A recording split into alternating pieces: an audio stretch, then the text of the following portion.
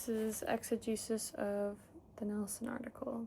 The thesis of the Nelson article was that experience should not be considered disqualifying or authoritative without thinking about the knowledge that the experience entails, or the fact that the person is a stakeholder. Epistemology is pertaining to beliefs or knowledge and the rationality of those beliefs or knowledge. And a stakeholder is someone that has a vested interest or a potential benefit in the outcome of in a debate.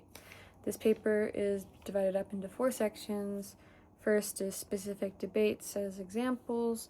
Second is how experience is an asset. The third is how experience is a liability.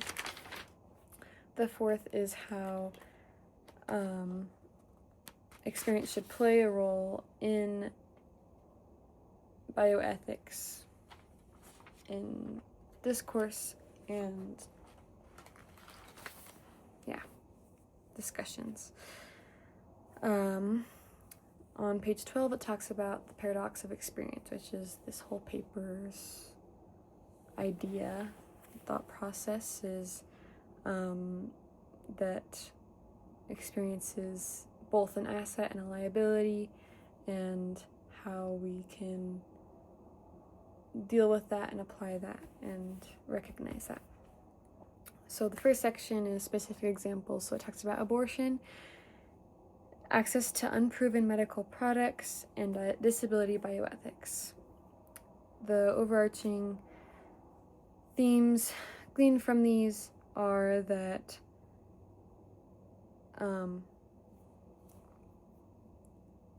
personal experience provides insight in ethical and moral debates, that we can learn from each other's experiences. If we haven't experienced that thing, then we can learn from other people's experiences, that maybe some people shouldn't be included that don't have the experience or opportunity to have that experience. They shouldn't be involved in that debate. They shouldn't be heard from. That experience helps people see what's at stake that aren't in that situation. That experience gives unique knowledge to the person that experiences it, and the experience also is hard to generalize from one person to a whole group of people. The second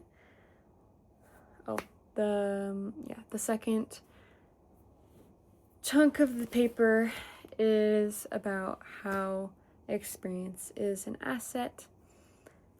On page 16, it talks about how personal experience is an asset when experience grants access to knowledge that would otherwise be impossible or very hard to understand. That's the biggest part of how experience is an asset.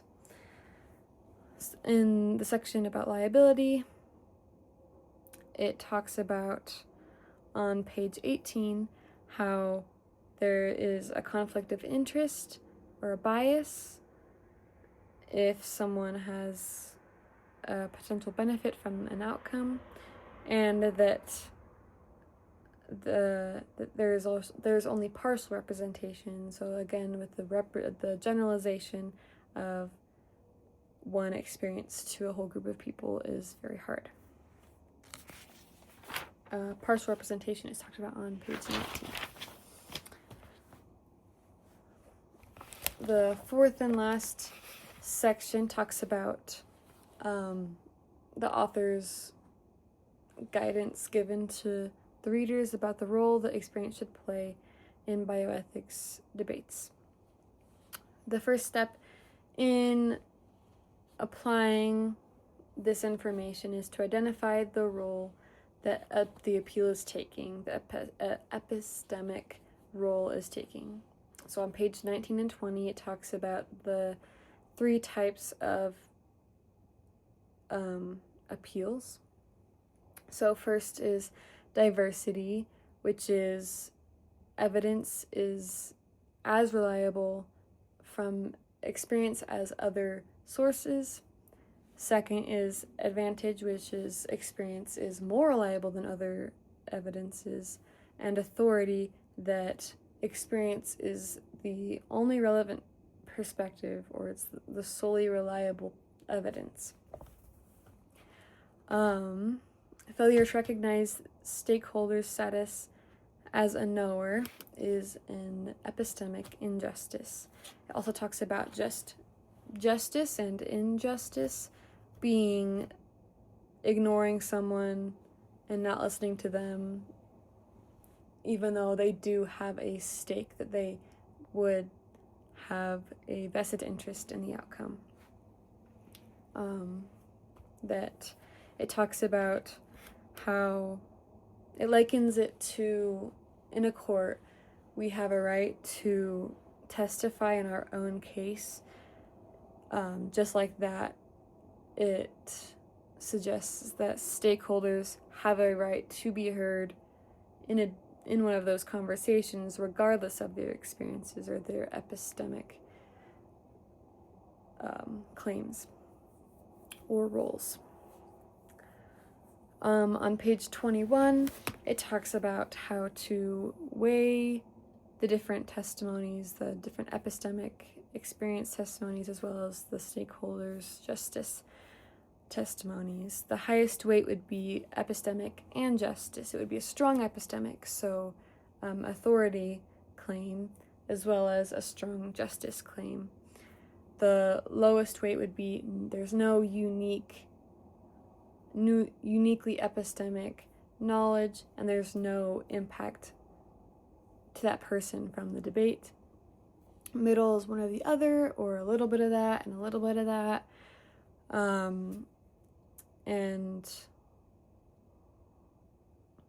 it also talks about on page 21 that we should evaluate ourselves instead of just evaluating other people, because bioethicists and other people and ourselves are just as prone to bias as other people.